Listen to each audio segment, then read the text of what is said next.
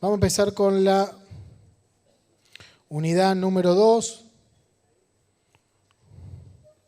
la oración, la adoración celestial.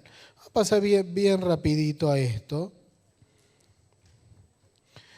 Apocalipsis capítulo número 4, versículo número 1 dice: sube acá y te mostraré las cosas que sucederán después de esta. Esto indica que desde el capítulo 4 hasta el 22, Juan hablará de cosas que sucederán en el futuro. Acuérdense que arrancamos con una introducción y con las cartas, las enseñanzas que había para las iglesias, símbolo de la iglesia, de estados de la iglesia, según uno pueda entender. Nosotros creemos que cuando se llegue al tiempo de Apocalipsis 4, la iglesia estará en el cielo mirando hacia abajo. En el cielo mirando hacia abajo. Ahora tenemos la vista en el cielo. Allí vamos a estar la vista quizás mirando hacia abajo, vamos a estar en el cielo con el Señor. No vamos a hablar, no nos vamos a volver reiterativo, ya hablamos acerca de las posiciones que hay respecto a cuándo es el arrebatamiento. ¿Cuál es la diferencia entre arrebatamiento y segunda venida? Se tendría que contestar rápido. El arrebatamiento, primero, es un término, es un evento secreto. La segunda venida es un evento público. Otra diferencia, en el arrebatamiento nosotros vamos, en la segunda venida el Señor viene. Nosotros creemos que el arrebatamiento es antes de la tribulación, la segunda venida viene para finalizar ese periodo. O sea, que a partir del 4 hasta el 22 vamos a ver de eventos futuros. Acuérdense que Apocalipsis es un libro abierto en contraste con el otro gran libro que tenemos el otro gran libro que tenemos acerca de escatología de la Biblia, que es Daniel, que es una visión cerrada. Nosotros Apocalipsis tenemos que la visión es abierta. Apocalipsis 4, versículo 2, 3, vamos a leer. Al instante yo estaba en el Espíritu y aquí un trono estaba establecido en el cielo y en el trono estaba uno sentado. Y el aspecto del que estaba sentado era semejante a piedra jaspe y de cornalina y había alrededor del trono un arco iris semejante en aspecto a la esmeralda. Nosotros encontramos que el trono es un lugar de autoridad. En el Nuevo Testamento nosotros encontramos 50 veces la palabra trono, de la cual 39 están en Apocalipsis. Para nosotros es un símbolo de autoridad. Entonces lo que Jesús le muestra es que a Juan, que el Señor en estos tiempos difíciles, que acuérdense, Juan está viviendo en un tiempo de persecución, estaba viviendo desterrado en un islote, el Señor estaba en el trono. Y allí hace una descripción de toda una adoración celestial. La presencia del Señor es una cosa que no se puede explicar, pero lo asombroso es que nosotros, cuando sea nuestro cuerpo transformado, le vamos a ver cara a cara al Señor. Dice la palabra del Señor, sigue diciendo, mire, y menciona, y alrededor del trono había 24 tronos, y vi sentados en los tronos 24 ancianos vestidos de ropas blancas con corona de oro en su cabeza. ¿Quiénes son estos 24 ancianos? ¿Cuáles son los 24 ancianos? Nosotros podemos entender lo siguiente. Para mí es una representación de todos los salvos. Algunos dicen que representa a los 12 apóstoles y a los 12 patriarcas. Pero nosotros encontramos en Primera de Crónicas, en el capítulo 24 y 25, los sacerdotes estaban divididos en 24 grupos. Y un sacerdote representaba a cada grupo. Y la Biblia dice que nosotros hemos sido hechos reyes y sacerdotes. Lo asombroso del Señor es que el Señor nos sienta en un trono. Dice Efesios que estamos sentados en lugares de autoridad conjuntamente con Cristo en los lugares celestiales.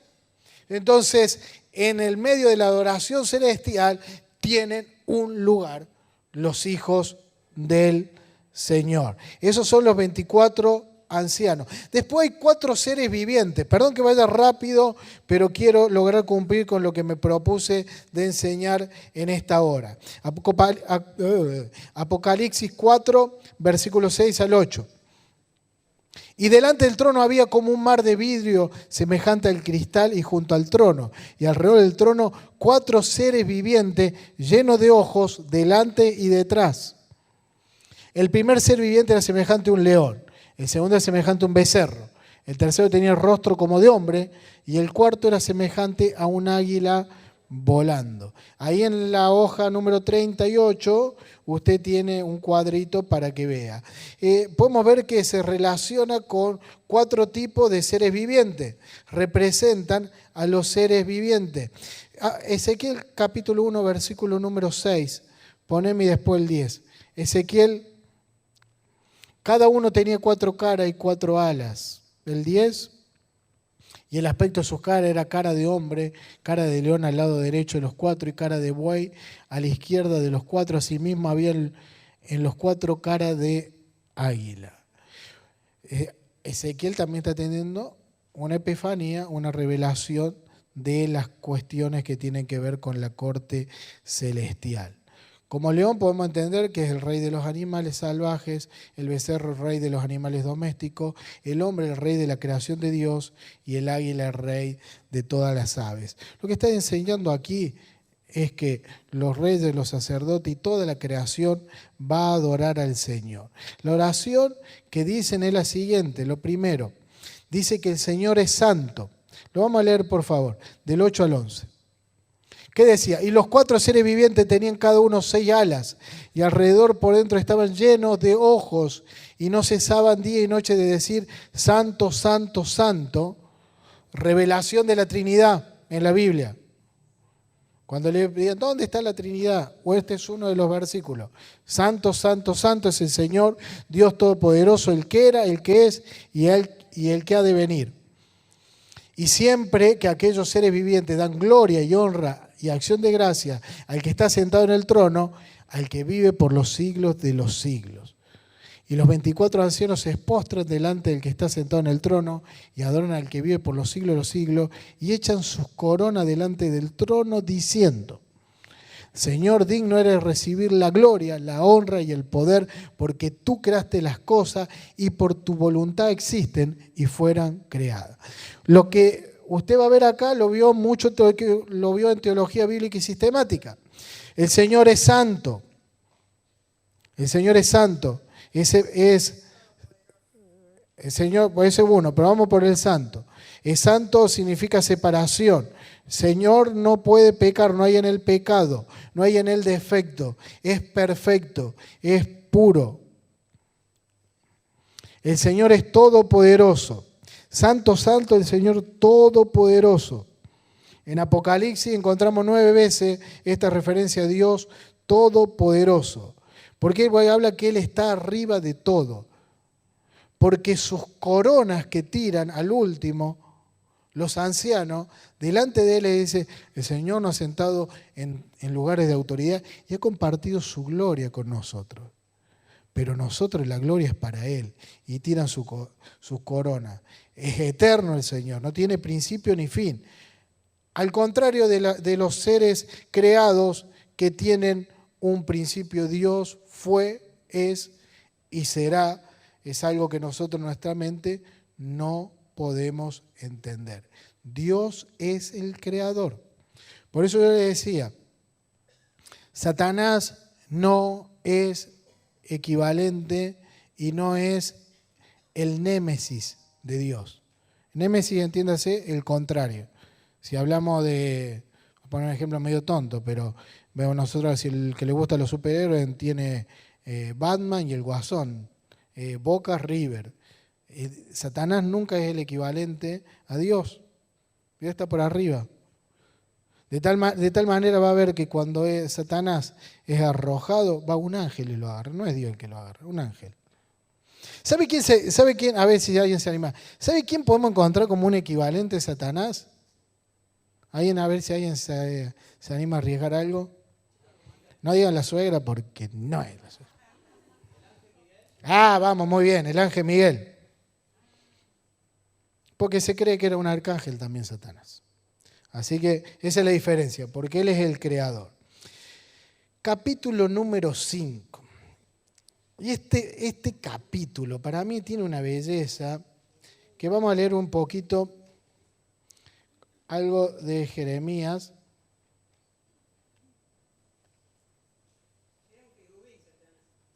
Se dice, ahí vamos a ver un poquito más adelante acerca de Satanás y cómo hacer su final. Apocalipsis capítulo número 5. Representa a Jesús como un cordero. El cordero. Mire, esto es tan bello. Para mí toda la Biblia es hermosa, pero yo quiero que vea esto. Apocalipsis capítulo número 5. Y vi en la mano derecha el que estaba sentado en el trono un libro escrito por delante y por detrás, sellado con 7 sellos. Está sellado con 7 sellos.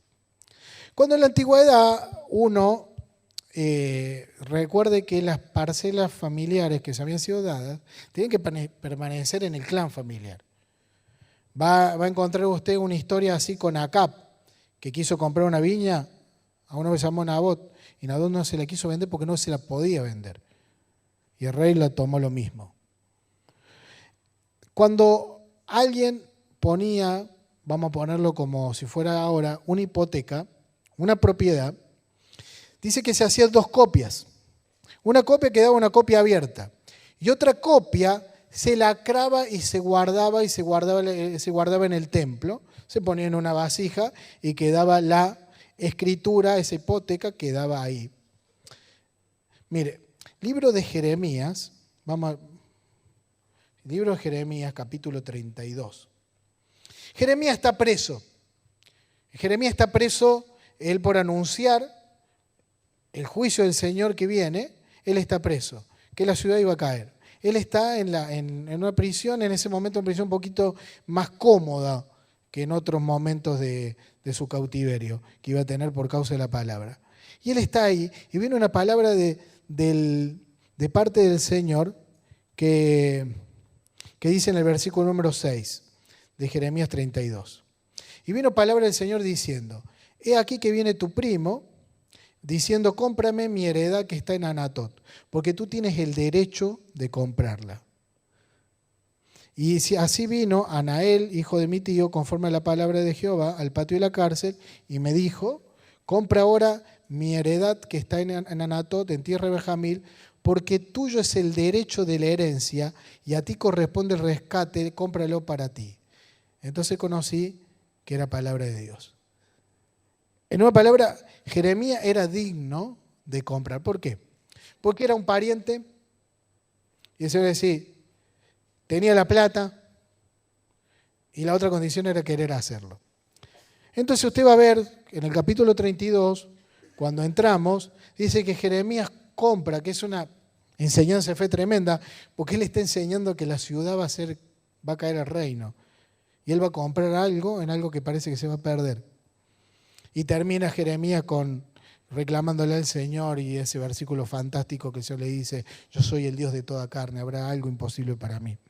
Pero dice que Jeremías cuando compra, dice que tomó, dice el versículo número 10, el 9, perdón, dice, y compré la heredad, versículo 10, y escribí la carta y la sellé, y le hice certificar con los testigos, y pesé el dinero en la balanza, y tomé luego la carta de venta, según el derecho y costumbre y la copia abierta. O sea, solamente Jeremías, en esa ocasión, era el que era digno de abrir esa escritura.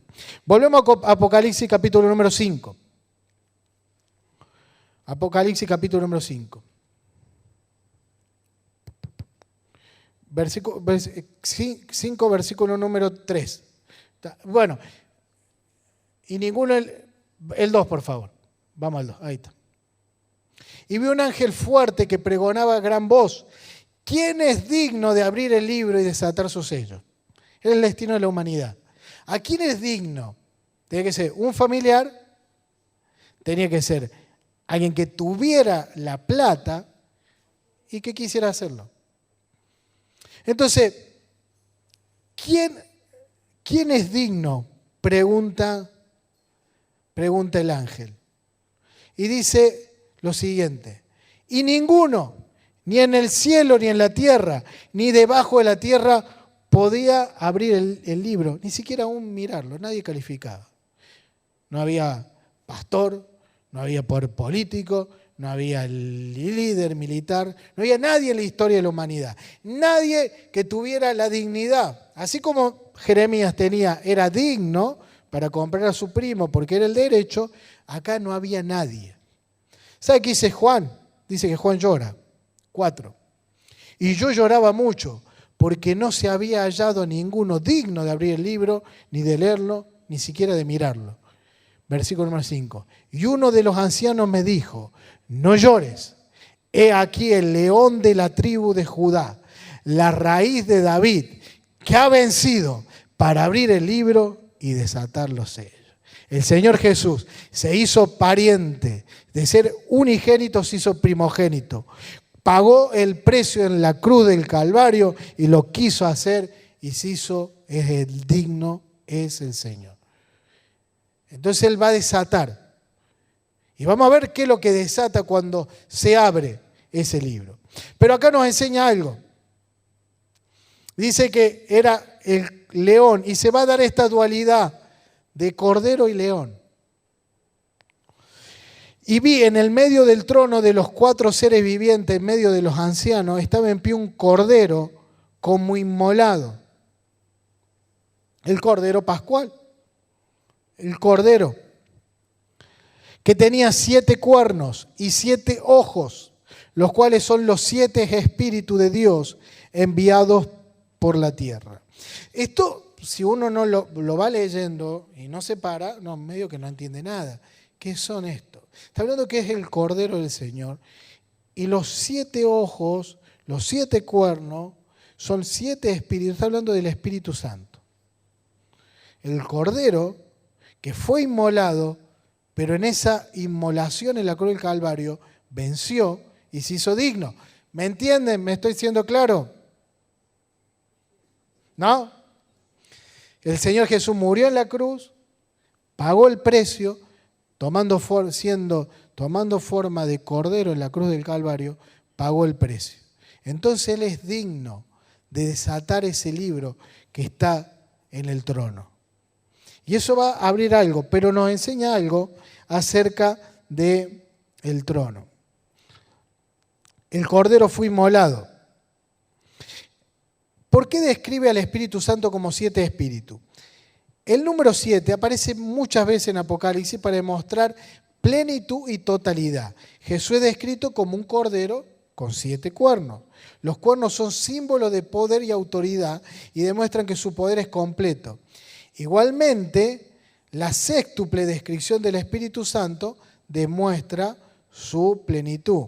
Dios tiene solamente una iglesia, pero las 7 iglesias locales de Apocalipsis representan una, a la iglesia general. Así hay un solo Espíritu Santo, pero en Apocalipsis está representado por 7 espíritus, 7 lámparas y 7 ojos. Juan usa el número 7 para expresar o representar plenitud. 9 verdades que encontramos acerca de Jesús. Es el Cordero de Dios. El Hijo de Dios llegó a ser un cordero humano. Acuérdense, para sacrificarse. Era un cordero que era sin defecto, sin mancha, sin culpa. Jesús, como un cordero, era humilde, era sumiso y era silencioso. Jesús murió como el Cordero Pascual. Dios planificó la muerte del Cordero antes de la creación. Y esto muestra algo que nosotros no podemos entender. Dios, sabiendo que tenía que tomar forma de creación, decidió crear, aunque le costara la humillación. Dios nos redimió por la sangre del Cordero.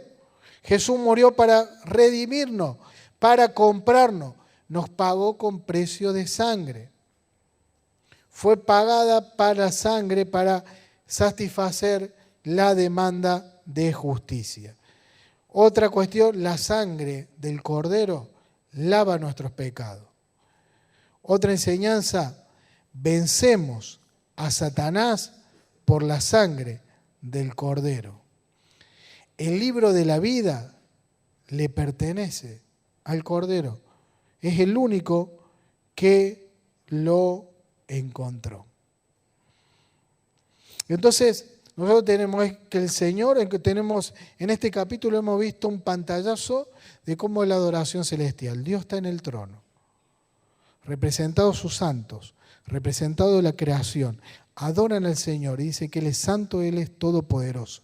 Y hay un Cordero que murió, que se hizo digno, que Él puede romper el sello, puede romper ese pergamino, puede romper los sellos y abrir. Vamos a ver algo que espero tener la gracia y espero que usted preste atención, porque vamos a entrar en algo que vamos a conocerlo como las 70 semanas de Daniel. Unidad número 3, los 7 sellos y la tribulación. En Apocalipsis 4 estudiamos a Dios en su trono y Apocalipsis 5 al Cordero que fue inmolado. Es lo que acabamos de ver. Ahora veremos que Apocalipsis del capítulo número 6 al capítulo número 18 trata acerca de 7 años de tribulación. Y el profeta Daniel escribió cosas terribles acerca de estos 7 años que vamos a ver a continuación. Hay algo que nosotros tenemos como enseñanza muy linda, que es cuando Jacob toma a su esposa, ¿se acuerda? Que trabajó 7 años por Raquel. ¿Se acuerdan cuando él fue a la casa y trabaja por Raquel? Trabaja 7 años. Trabaja por Raquel. Y le dan a Lea. ¿Sabe quién es Lea? Nosotros, la iglesia, los gentiles. Y ese principio, esos 7 años, es una semana de 7 años. Tiene un término en hebreo, la Shewa, 7 años. Es una semana de 7 años. El Señor trabajó por Raquel y le fue dada Lea. El Señor trabajó por Israel, le fue dada la iglesia, pero después volvería su atención a Israel. Entonces, este concepto de la Shevuá, de la semana de 7 años, lo vamos a ver y lo vamos a desarrollar. Daniel, usted conoce la historia, que fue un hombre que en 580 años aproximadamente antes de Cristo, él fue llevado cautivo, junto con otros muchachos que le vieron condiciones, vieron que eran gente realmente de linaje real, gente instruida, lo llevaron al palacio. Los que le veían actitudes para administrar y ponerlo en cargos importantes, lo llevaban al palacio y ahí este hombre alcanzó una posición distinguida en el reino. Él está allí, él no está en su país, él está exiliado. Y él va a tener una visión acerca de cómo van a ser los tiempos futuros.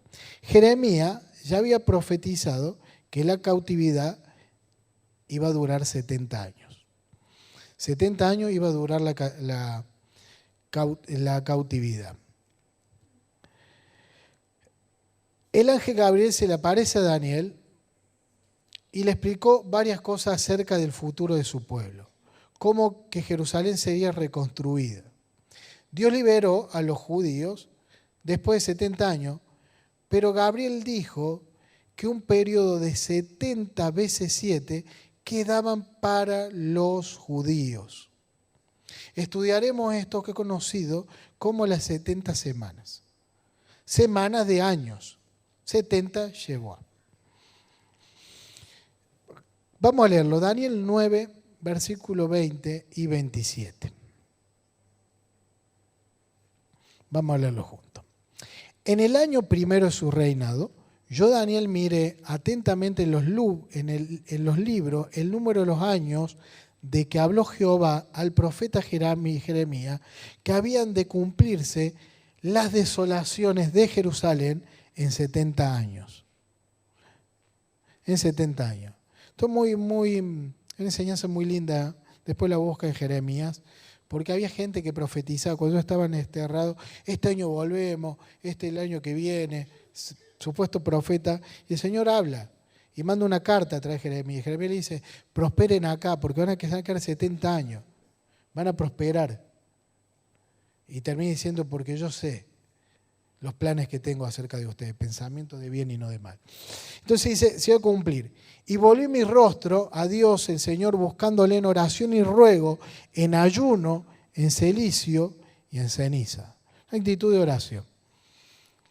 Y oré a Jehová mi Dios, hice confesión diciendo: ahora, Señor Dios grande, digno de ser temido, que guardas el pacto y la misericordia con los que te aman y guardan tus mandamientos. Hemos pecado, hemos cometido iniquidad, hemos hecho impíamente, hemos sido rebeldes y nos hemos apartado de tus mandamientos y de tus enseñanzas. Vamos al versículo número 20, por favor. Saltamos al 20.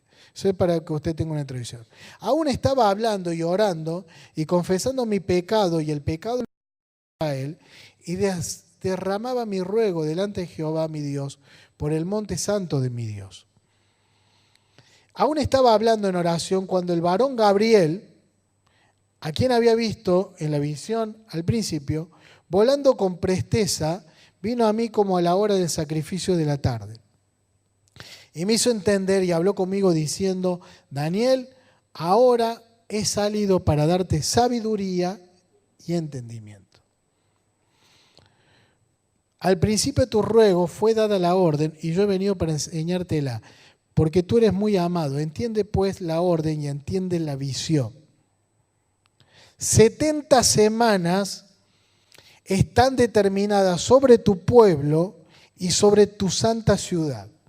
Estas semanas son las semanas de años.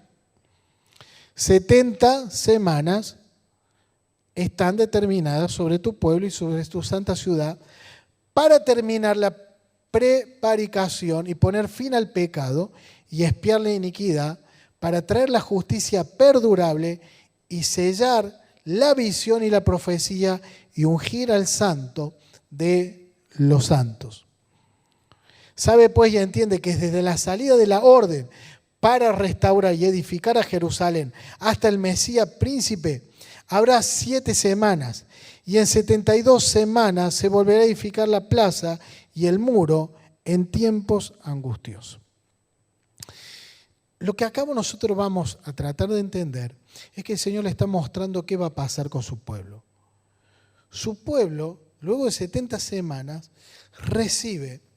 de 70 años, recibe la palabra, el decreto de ir a reconstruir. Y se construye. Y esto se cumple en el libro de Nehemías, que nosotros usted lo ha visto en Nehemías, y también con Esdras, y también con otro hombre que se levantó, que se llamó Zorobabel, que reedificaron el templo y reedificaron las murallas de Israel. En el versículo 24, yo lo voy a leer en la versión NTV, la nueva traducción viviente, dice: un periodo de 70 conjuntos de 7 se ha decretado para tu pueblo y tu santa ciudad. Los 7 deben entenderse como semanas, es decir, un periodo de 490 años. Esto es un reloj para entender la profecía. 490 años están determinados. O sea, este conjunto nos da 490 años. Cuando nosotros empezamos la materia, se va a recordar que hablamos de las dispensaciones. ¿Se acuerda? ¿Se acuerda o no se acuerda? Bien. Que nosotros habíamos hablado de que antes de la dispensación que estamos viviendo, que es de la gracia, hubo una dispensación que fue la de la ley. Y dijimos que quedó 7 años pendiente, como que se paró el reloj. Y acá vamos a entender por qué. Entonces, estos versículos son un reloj, son un mapa para entender. La profecía parece dividir los 490 años en 3 unidades más pequeñas. Una de 49 años, una de 434 años y una de 7 años. La última semana se divide en 2. Vamos al versículo 25. Ahora pues ya entiende que desde la salida de la orden para restaurar y edificar a Jerusalén hasta el Mesías príncipe habrá 7 semanas y 72 semanas se volverán a edificar la plaza y el muro de tiempo. Es decir, 7 más 62 son 69 semanas. Entonces, se va a edificar en tiempos angustiosos. Entonces, ¿cuál es el propósito? Miren, dice, ahora escucho, pasarán 7 conjuntos, yo lo voy a leer en la versión NTV, 7 conjuntos de 62 semanas de 7, desde el momento en que se da la orden de reconstruir Jerusalén hasta que venga el Mesías príncipe. Desde que le fue dada la orden y fue reconstruida la ciudad, pasaron 434 años, si uno lo suma, 434 años más los 49, 483 años. Cuando pasaron 483 años, hay alguien que entraba en Jerusalén, montado en un pollino, en un burrito, y le decían Hosana. Se cumplió cuando Jesús entró triunfante y le decían Hosana. Recuerden, ante un episodio muy cercano a la pasión de Cristo en la cruz, la entrada triunfal en Jerusalén. Se cumplió. Entonces, ¿qué sigue diciendo?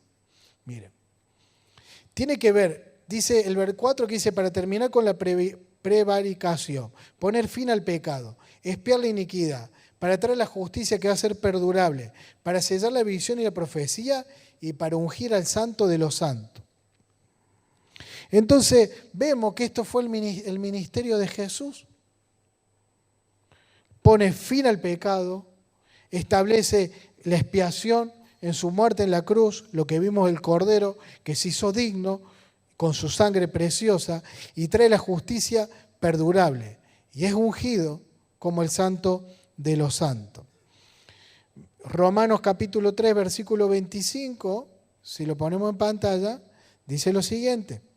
Romanos 3, 25 dice, a quien Dios puso como propiciación por medio de la fe en su sangre para manifestar su justicia a causa de haber pasado por alto en su paciencia los pecados pasados. Se atrae la sangre del Señor, nuestros pecados son pasados por alto. Entonces, Gabriel está diciendo que comenzaría en el momento que se pidiera el decreto real para reconstruir Jerusalén. Serían 483 años a partir de la fecha de este decreto hasta el tiempo del Mesías. Sabemos históricamente que la orden de restaurar Jerusalén fue dada por el rey Artajerjes de Persia. Mire, le voy a contar una cosita acerca de Artajerjes. Artajerjes, su madre, mire el tiempo como una orden de parte de Dios puede venir de gente perversa. La mamá de Artajerjes, que lo odiaba a su hijo porque prefería a su hermano, tenía el hobby de despellejar a la gente, despellejar a la gente, dejarle la piel al vivo, a alguien que se le ocurría, y mandaba a sus familiares a que lo cuiden mientras este hombre era atado al medio del sol y lo rociaban con miel. Así el hombre, totalmente su carne al rojo vivo, era comido por insectos y matado, y su familiar era obligado a mirarlo. Y si alguno se apiadaba y lo mataba, se hacía lo mismo con toda la familia. Ahí profetizó Daniel. Y nos vienen a hacer creer que estos son tiempos difíciles. Curiosidad histórica o enriquecedora al margen, ese rey da el decreto para que se reconstruya Israel. Entonces, esta primera unidad de estos 49 años, estos 7, cubre el tiempo que se necesitó para la reconstrucción de Jerusalén, que fue en tiempo angustioso, que fue el tiempo donde se tuvo que enfrentar Nehemías, poner garra y animar al pueblo y reconstruir. Entonces, si nosotros usamos el tiempo del año judío, que son 362 días, nos da justo que en el año 30 después de Cristo coincidía con la entrada triunfal de Jesús en Jerusalén. Ahora, el versículo 26 dice que después de esto se quitará la vida, mire, del Mesías, 26. Y después de las 72 semanas se quitará la vida al Mesías, mas no por sí.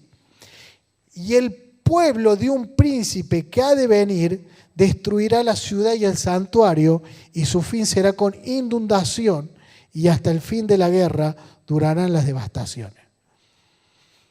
El fin será con inundación. Esto es tremendo. Cuando el general Tito, después de 70 años después de Cristo, que cae Jerusalén, los romanos siempre cuidaron los templos, las religiones de los pueblos que conquistaban.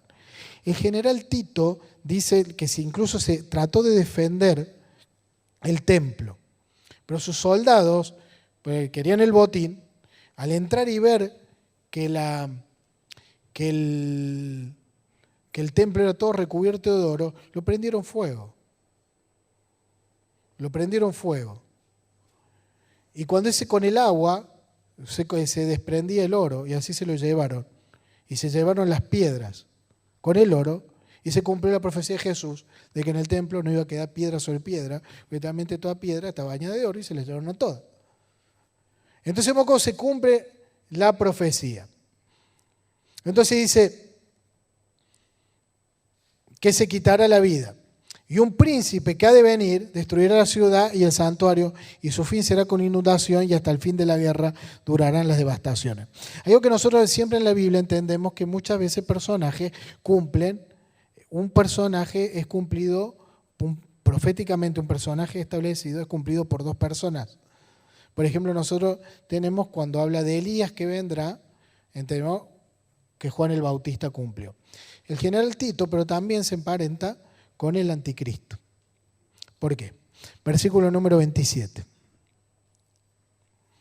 Y por otra semana, los otros 7 años, es el comienzo del reinado del anticristo. Y ahí la iglesia, como hemos visto en Romanos, la plenitud de los gentiles ha sido completada, la iglesia es arrebatada, que es lo que retenía al anticristo, hace su aparición, el anticristo, y se termina la era de la gracia. Y volvemos a tener 7 años de la dispensación de la ley. ¿Qué necesitamos para que haya ley? ¿Cuál era el objeto central de la ley? Perfecto, no digo el propósito, pero en el culto de la ley, ¿qué se necesitaba? Templo. Pero el templo había sido destruido. Entonces nosotros sabemos que va a haber un tercer templo. ¿Dónde? Si va a ser en el mismo lugar, yo le voy a traer fotos. Hoy hay un complejo llamado un complejo de mezquitas. Es imposible decir que suceda esto. ¿Será que después logró una guerra, una hecatombe, algo? ¿Será que este príncipe, el anticristo, será tan hábil que logrará durante 7 años confirmar el pacto con muchos? Va a ser de paz, es un personaje que va a entrar en escena mundial. Imagino el caos que será después que se aparezcan millones de personas de la faz de la tierra, aparece esta figura y establece un pacto con muchos. Y a la mitad de semana hará cesar el sacrificio y la ofrenda. Alguien me preguntó por correo, me preguntó si va a terminar el anticristo, el cristianismo, por qué si los cristianos ya no van a estar aquí, si no van a ser arrebatados. Porque muchos se van a quedar, no sé si muchos, hay gente que se va a quedar. Lo que va a buscar es atacar en la creencia de Dios. Y a la mitad de la semana hará cesar el sacrificio y la ofrenda. Y después con la muchedumbre de las abominaciones vendrá el desolador, hasta que venga la consumación y lo que está determinado se derrame sobre el desolador. Encontramos acá que se predice, se profetiza que el Mesías se le quitará la vida. Y estos 7 que ya quedan por cumplirse, estamos viendo de que es un periodo de 7 semanas, que coincide con lo que nosotros entendemos que es la tribulación. Separado de la tribulación y a mitad de semana, los 3 años y medio, la gran tribulación. Entonces cuando usted le pregunta por qué son 7 años, ya tiene la respuesta y sabe. Pues hay 7 años que tienen que ser completados. A la mitad, el anticristo va a romper ese pacto y se va a mostrar cuál es. Y va a ver lo que se conoce como la abominación desoladora. Dice que él se va a sentar en el trono y va a pedir adoración para sí. Y allí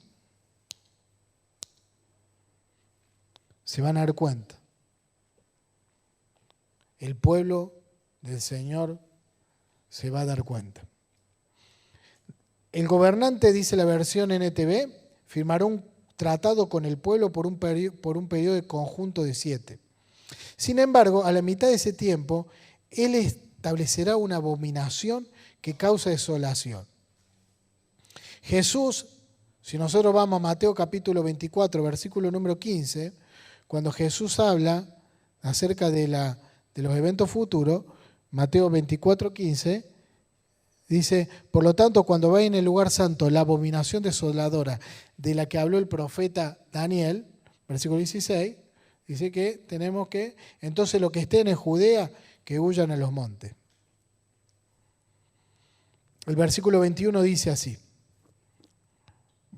poneme el 21, porque habrá entonces gran tribulación, la cual no ha habido desde el principio del mundo hasta ahora, ni la habrá. También es predicho o profetizado de que el anticristo va a enfrentar un juicio. Él solo gobierna hasta que venga la consumación y lo que está determinado, el juicio, se derrame sobre el desolador. Dios solo permitirá que el mal llegue hasta aquí y el juicio que el anticristo tiene enfrente ya ha sido planeado. Entonces, como conclusión, las profecías de las 70 semanas, hemos visto que es compleja, pero increíblemente detallada. Y mucho se ha escrito sobre ella. Podemos encontrar muchas interpretaciones, pero una cosa es cierta. Dios tiene un calendario y nada se le sale de control y Él todo lo está haciendo según lo ha programado. Él conoce el fin desde el principio y debemos estar siempre esperando el retorno triunfal de nuestro Señor. Eso más o menos como una introducción a lo que es las 70 semanas del Señor, creo que le ha sido bien explicado. Entonces comienza la semana número 70 de Daniel. Página número 50 de nuestro apunte para ir terminando.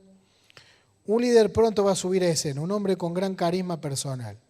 Quizá después de una guerra devastadora en Medio Oriente, vamos a leer acerca de un salmo en la clase que viene, que nos habla de una guerra.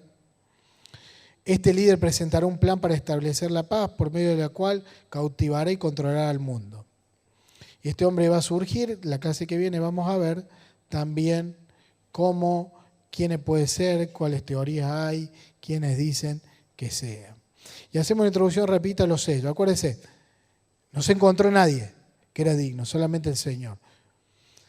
Apocalipsis capítulo 6, versículo 1. Vamos a hacer como introducción y después seguimos la clase que viene. Y vi cuando el Cordero abrió uno de los sellos, oí que uno de los 4 seres vivientes decir como con voz de truenos, ven y mira. Y miré y aquí un caballo blanco, y el que lo montaba tenía un arco, y le fue dada una corona, y salió venciendo y para vencer. Este que está en este caballo blanco es el anticristo, porque se representaba generalmente a los generales victoriosos. Es más, usted lo va a ver. ¿De qué color era el caballo blanco de San Martín? Se lo representaba con un caballo blanco, montando un corcel blanco. Se le fue dado autoridad para que venza. Y esto nos deja algo que lo dijimos antes.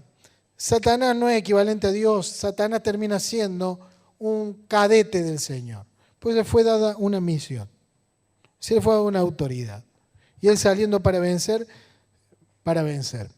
Entonces tenemos que el jinete caballo no es el Señor, porque el Señor está en los cielos, abriendo los sellos. Está en posición superior. Es el tiempo. Jesús va a venir en la segunda venida. ¿Que cuándo va a ser? ¿Cuándo va a ser la segunda venida? Yo corté el pelo como lo corté yo todo. Me voy a poner maquinita. Después. Bien. Porque ¿cuál es la diferencia entre arrebatamiento y segunda venida? Muy bien. Dijo, hermoso. También encontramos que no habla de Jesús por la descripción, porque siempre se habla del Señor y encontramos. Ya la corona, la palabra que se lo usa es como estapanos. Y el griego nos enseña que hay 2 coronas usadas en el Antiguo Testamento. Una era para el victorioso, estapano, y la otra, diadema, servía como símbolo de poder para gobernar o como corona al rey. Lo hacían corona en las competencias deportivas cuando venía un general, pero la diadema solo la tenía el rey. El arma, el jinete lleva un arco, pero el jinete blanco, el del Señor, en su boca lleva la espada. Y la autorización. A este jinete se le dio un poder por un tiempo y una corona, pero Jesús ya posee todo. Y encontramos un cuadrito muy lindo en el 53 que dice diferencia el anticristo y el anticristo. Similitudes también. Su ministerio público duró 3 años y medio. El anticristo va a gobernar al mundo por 3 años y medio. Hizo milagros, señales y prodigios. El anticristo también va a hacer lo mismo. Escúcheme algo que es muy interesante. Anticristo no solo quiere decir contrario a Cristo, sino que en la palabra anti también quiere decir que reemplaza a, o una copia falsa de.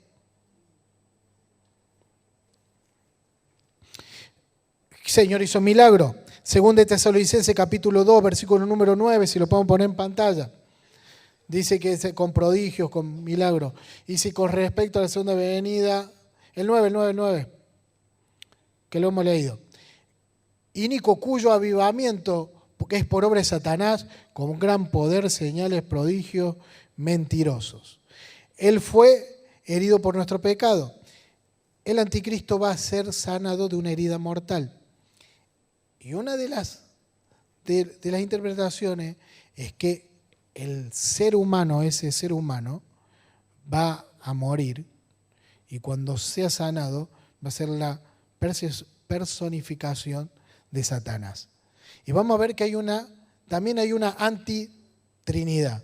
Nosotros tenemos Padre, Hijo y Espíritu Santo y vamos a encontrar a Satanás, el anticristo y el falso profeta. Fue un hombre Jesús. Jesús es conocido por su piedad y santidad. Este es un hombre de pecado y perdición. Jesús fue un hombre lleno de Espíritu Santo. Este es un hombre lleno de Satanás. Primero fue condenado en Jerusalén, pero muy pronto será glorificado. Primero será glorificado en Jerusalén el anticristo, pero allí mismo va a ser condenado. Y los dos montan un caballo blanco, pero uno es eterno y el otro es provisorio. Así que vamos a continuar la clase que viene analizando. Espero que les haya gustado la clase. Cualquier pregunta me escriben a pastorjuan@citaconlavida.com.ar. Le contesto todo lo que usted quiera a la medida de las posibilidades. Que Dios nos bendiga a todos.